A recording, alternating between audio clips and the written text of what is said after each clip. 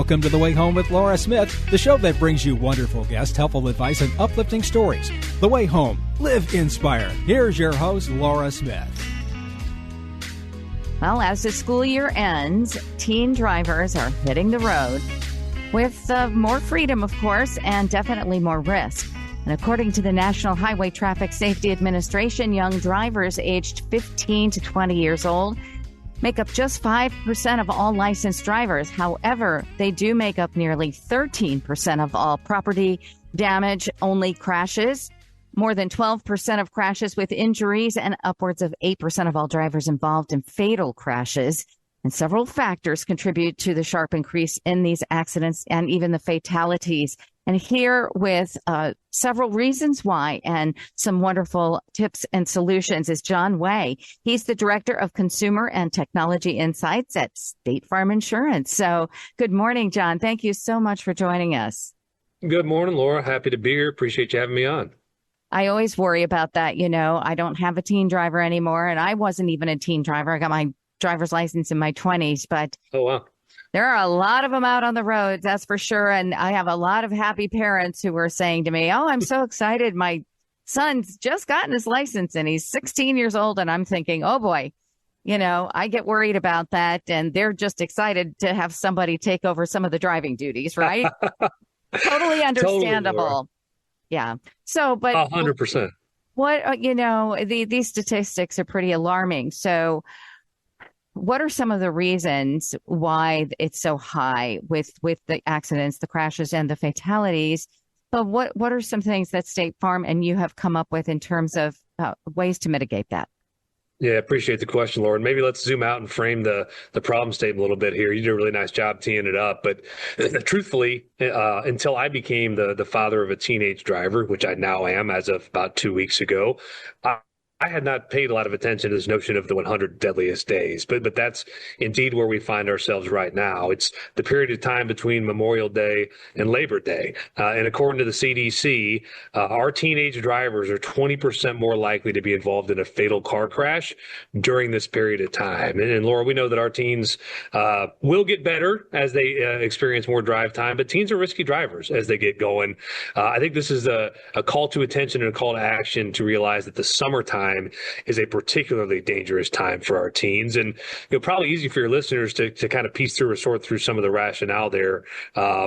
School's out, right? There's no reason to be locked into a building or buildings from 7 to 3 or 4 in the afternoon. And so our teens are out driving around quite a bit, often unsupervised, often with other friends. And unfortunately, we know that teens are not the world's greatest processors of risk. They're really good at thinking about the here and the now. They're not so great about thinking about the things going on around them, Laura. And so this time of year affords us a lot of exciting activity. There's no school to be found. Sports are in full swing. Everybody's out cruising on the roads. But this time of year in particular is one in which we need to be particularly vigilant.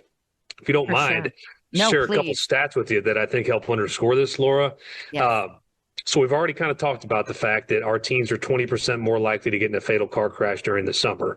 Start thinking about some of the other stats, and that becomes even more concerning. Nighttime driving, in particular, is far riskier for our teens than it is for us. In fact, our teenage drivers are 3 times as likely to die in a nighttime car crash than adult drivers. And that's not to say we don't want our children out enjoying their lives and being part of social activity after dark, but we certainly need them to be paying attention to the fact that it is a much, much riskier time to be driving. And one more, Laura, that really kind of put me back in my chair.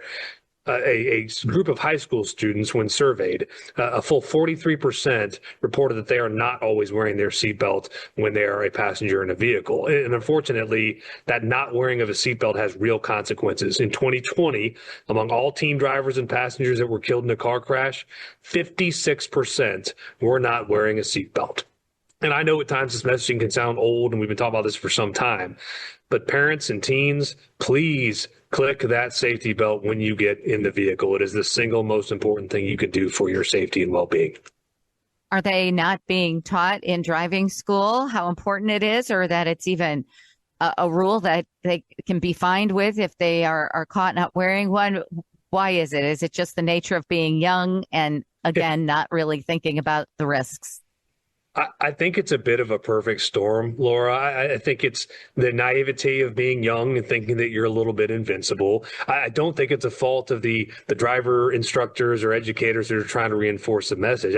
I just think the message is hard to get through to that demographic, and where I'm finding some marginal success, at least with my teenage driver in my household, is appealing to her emotional side.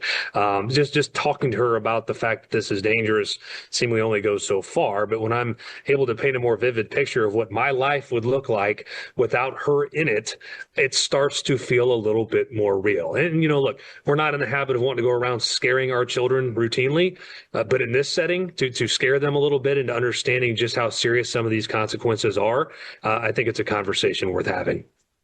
It certainly is. And also, I'm just thinking about distracted driving. I myself, after all these years and promising myself that I'm never going to pick up the phone while I'm driving and I'm never going to take my eyes off the road for a minute, I find myself sometimes even breaking my own rules. And I can't even believe that. I can only imagine for teenagers who have access to a phone in their car, like to listen to the music a heck of a lot louder than any of us can tolerate anymore.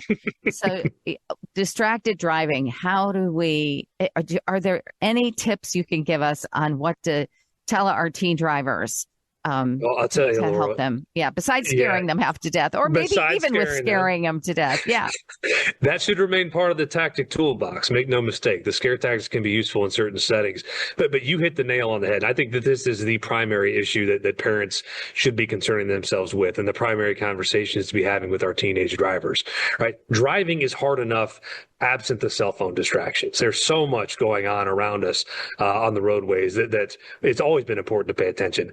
The emergence of the cell phone and its place in our everyday lives has made that conversation really complicated, right? Laura, as you very well said, even us adults that know better find ourselves being drawn to the cell phone.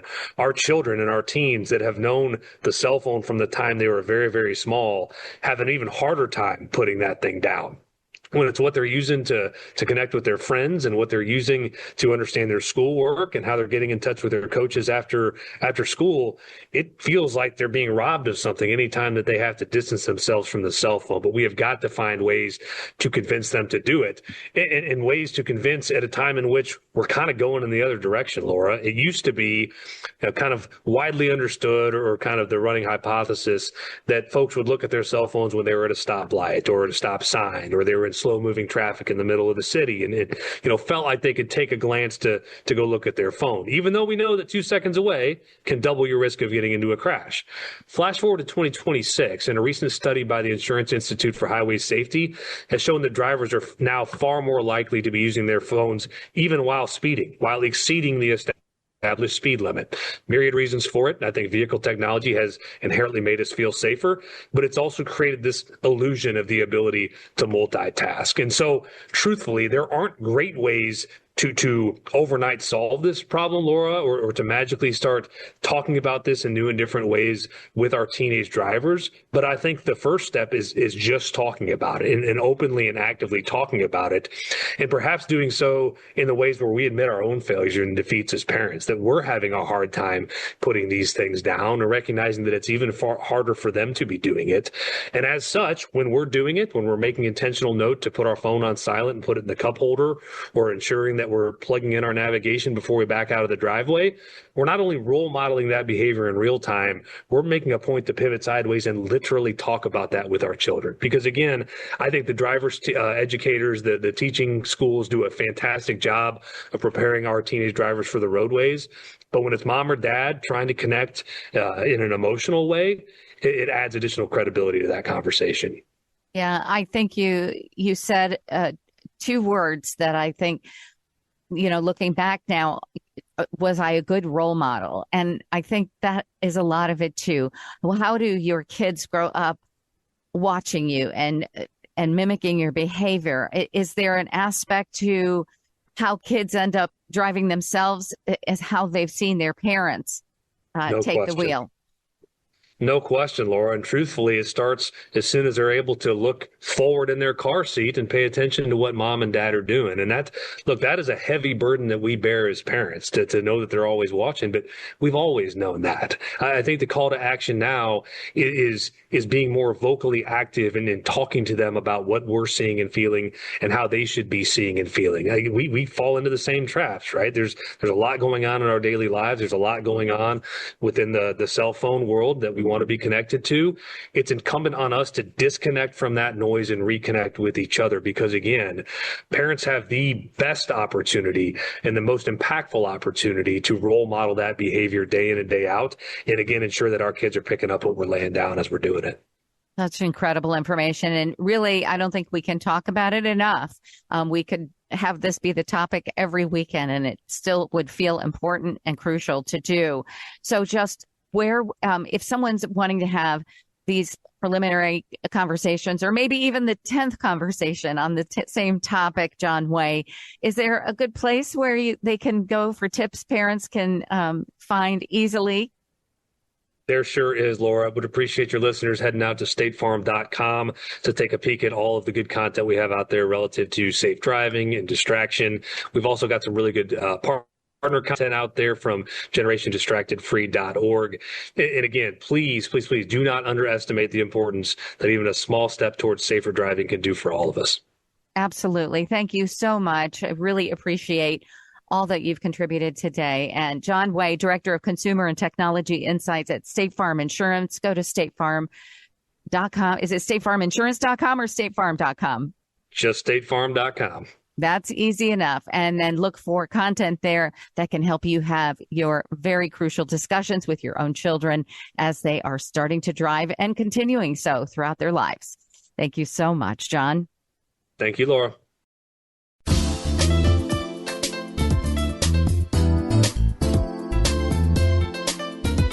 You're listening to The Way Home with Laura Smith. Once again, here's Laura. Well, I was just speaking with a friend who works at a retail store that has been in business in the same location on Main Street in our town for 96 years. Now, he's not 96, but the business has been there that long.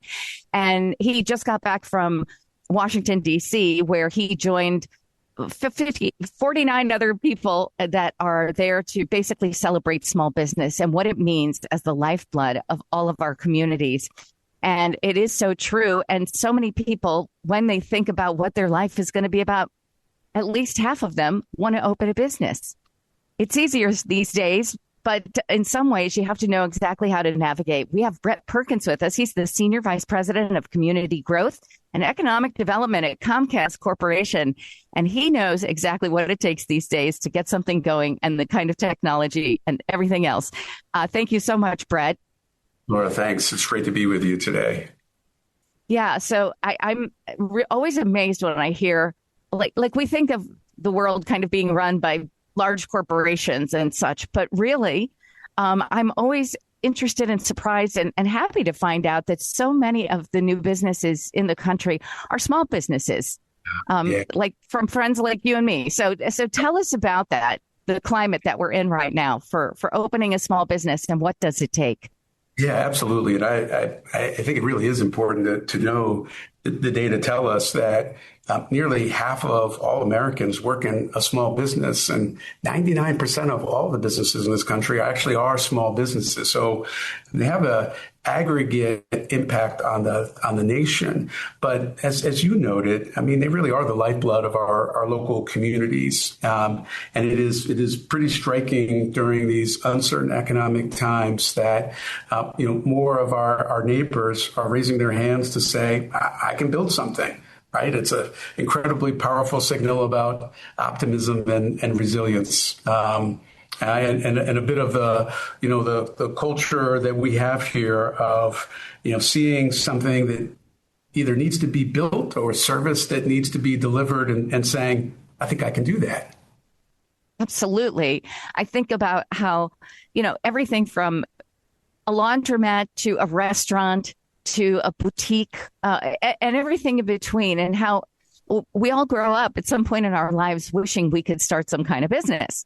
And then, like you said, so many people do and still do, even during economic times that aren't always favorable, correct? Right. Absolutely. Absolutely. And I think just looking at the surge that we've seen, over the last couple of years points to that. It reinforces, itself that we know, because we've seen enough. Like you, I have a couple of favorite, businesses that I know of, some of businesses that I know people who started them. And that story of when they had their first sale, and when they hired their second employee and then their 10th employee, when the person joined the chamber and then did that business fly-in, like what you heard about, going to Washington, D.C. to represent small businesses. It's a pretty amazing journey to get to be a part of. And that's certainly at Comcast Business what we get to be a part of. I think it's great that a place like Comcast Business actually really helps to support, because I'm trying to think of myself if I had some great idea or whatever, and I do want to start the business. I mean, what you need to know technologically these days, I mean, it must change so constantly. You would have to have support. I can't imagine not. Yeah, and that is part of what we know is technology continues to advance. It's complex, and it can be a great equalizer for business, but it can also be overwhelming if business owners are trying to manage too many of the systems on their own. And what we hear from small businesses all the time is, look, I just need the basics to just work. I need reliable internet. I need secure Wi-Fi for my employees as well as my customers, and I need to be protected from cyber threats. So the answer isn't more technology; it really is simpler, smarter technology with partners that you can trust. And the goal for this is to really take the complexity out of it, so that the business owner can focus on, why they started their business. It wasn't to run IT. It was to offer a service or to sell a product. Right. And are there many different products besides just the basics, internet and, phone lines and such that Comcast can provide? What are some of the other detailed aspects of the support that technologically, and like you said, even cyber support? I didn't even think of that, but of course. Yeah, super important. I think one of the great benefits that we provide to our customers is that we are a partner all the way through. So, we're the largest connectivity provider to small businesses in the country. And so, small towns and big cities around the country, we know what it's like to start a business. But we also provide service to medium businesses and large enterprise businesses that are both national and global. And so at every step of the way, as your business grows with more employees, more customers, more complexity, we have services that we can provide to help you grow at each step of the way. And so as your needs for tools get greater, we can provide those. As your cybersecurity gets more sophisticated, your needs get more sophisticated, we can provide that. And that's a privilege for us, particularly as you get to serve customers through the long haul and see them grow from small businesses to larger businesses. Yeah, it's really quite something. And when I think about that someone is a tiny mom and pop, maybe just one person or two people wanting to open the business to a large corporation, but still getting the same level of tutelage and help and support, I think that would make a huge difference in the success of business, because, you're not always good at everything. You may have the best idea in the world, but you need to have support in other areas to launch and then to keep it going, of course. And Comcast absolutely provides that. Now, where's a good place where people can go to kind of contact with someone like you, Brett? Absolutely. So the easy website that has tons of great information, including ways that you can get service from us, www.comcastbusiness.com/SB month. That stands for Small Business Month. Even though May is Small Business Month, we think of it as 12 months a year that we're proud to support small businesses.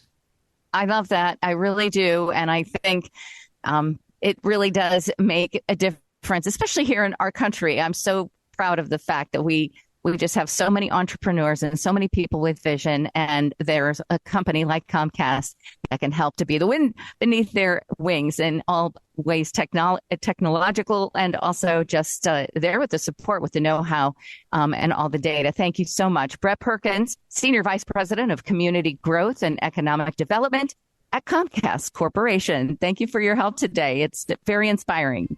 Great. Thanks, Laura. So great to be with you. I appreciate the time and the opportunity. Thank you all for listening to The Way Home this week, and to my wonderful guests. And may you all have a wonderful week that is safe, that's happy, healthy, and full of lots of miracles as well. I'm Laura Smith. See you next time from The Way Home.